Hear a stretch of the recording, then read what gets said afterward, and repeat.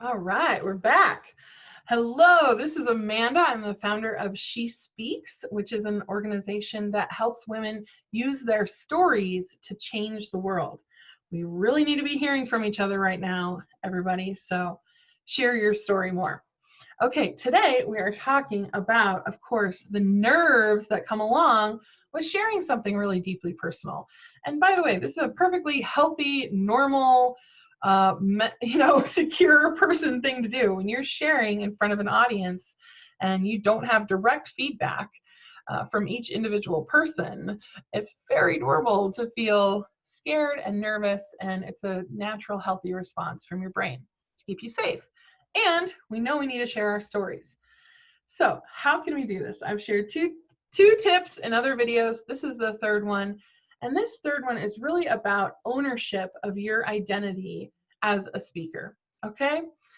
Now, you may have some story from the past that says, I'm shy, I don't like the stage, I don't like attention, I don't like the spotlight.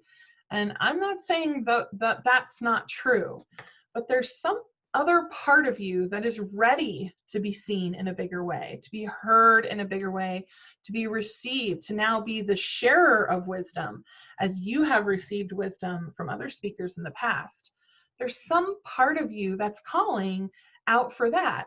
So you don't have to get rid of this other previous part. Let's just add this part to the mix and give this part a little bit more of our attention, bring them to the forefront now that it's time for you to share.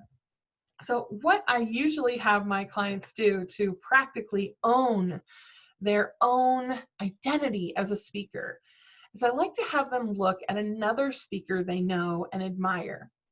Who has shared something with you that you're like, yes, that person is so what? What are they that you see in them specifically that, guess what?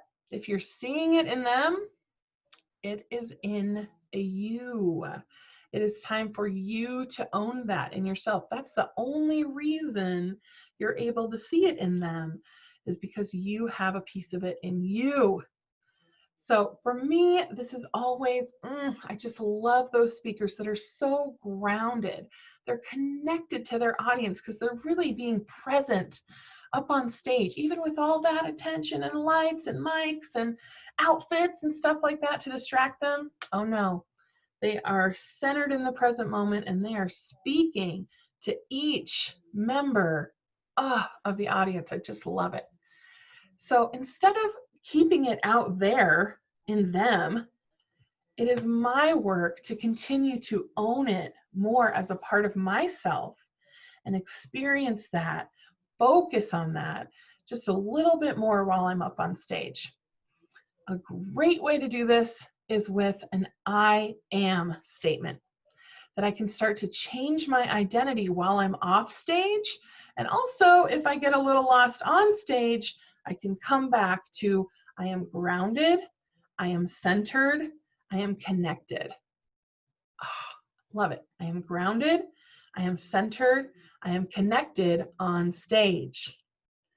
Right? So this is my invitation to you. Get a new I am statement, not based on an old story in your head. Look out there, see who you admire, because that's your next step. That's the direction you're heading. If you're admiring it in someone else, let's take the next step forward and claim it for ourselves with an incredible I am blank. That's for you to fill in.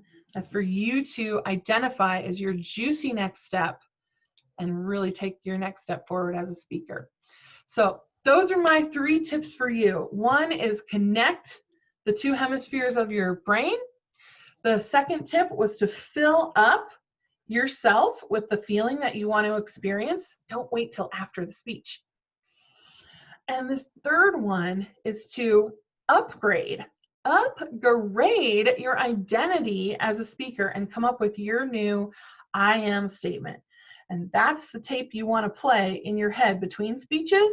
And it's certainly the tape you want to play right before a speech and during your speech as well, to come back to it.